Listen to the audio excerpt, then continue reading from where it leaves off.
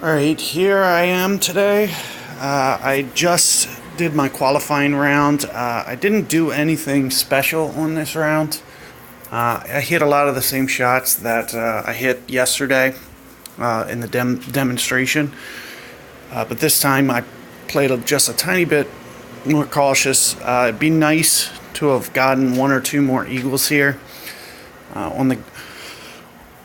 On the very first hole, I got a very similar wind to yesterday, and I underplayed my hook and just nipped the right on that first hole, which didn't let me springboard over close to the green. So that was a little disappointing.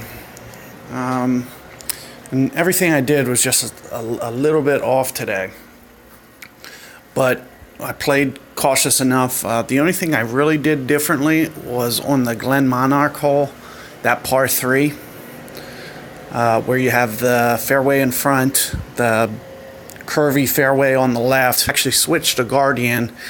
No real use for a Cataclysm on that hole because you can still hit that bump over the fairway, or you can bring in, if the wind's really crazy, you can bring in that backspin shot with the Guardian. So I actually ended up hitting that shot today, which was the full backspin.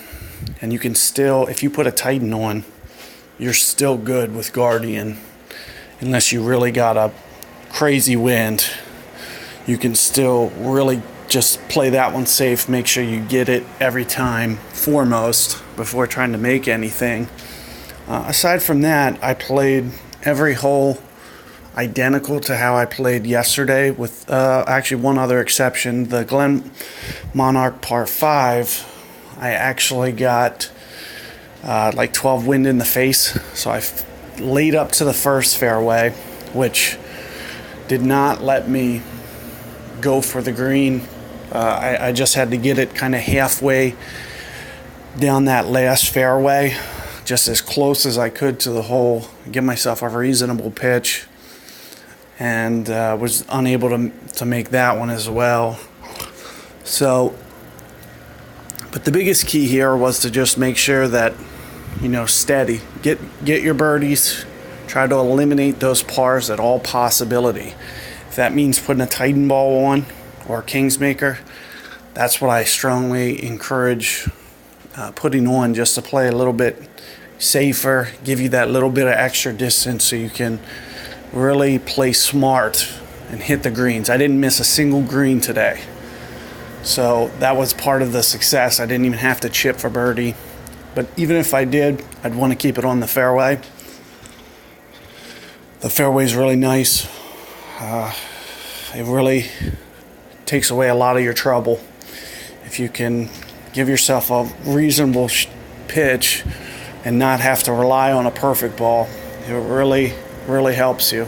Sometimes if you're just right off the green, you have a little leeway. You can do like one great ball on either side, and it still might stay straight enough. One of the things to consider when shooting rounds in the tournament here is the way that the tiebreaker system works. So when you get to the weekend round, you'll have a number one tiebreaker, which will go off of your opening round first. So whoever has the highest opening round, they will be atop the leaderboard. Now, if you have a tiebreaker, and a lot of guys say shot, let's just say, for example, 20 under on the 18-hole round for the opening. Well, then it goes to qualification round. So whoever has, say, 10 under is going to sit higher than that guy that said shot 9 under. So I didn't want to risk it and try to qualify tomorrow with a higher score, because what if I did make that one mistake and didn't play slow and steady and get all my birdies and I was at 9 under? Well, that could really come back to haunt me in the tiebreaker scenario. And it's just nice to have that, especially with the qualification being really not that important. It just gets you into the tournament. I mean, aside from that extra bonus of the tiebreaker. So let's say, for example, some guy shot 20 under, you shot 20 under, and then in the qualification, he shot 20 under. Or on this, you guys all had the same matching scores the whole way back. Then the next tiebreaker would be the number of rounds you guys have played.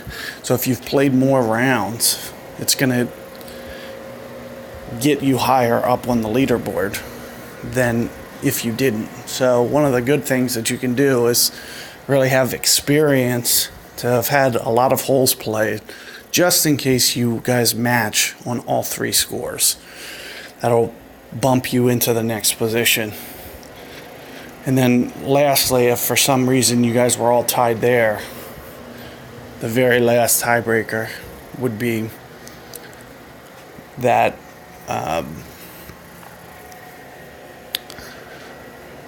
it would be who shot the round first.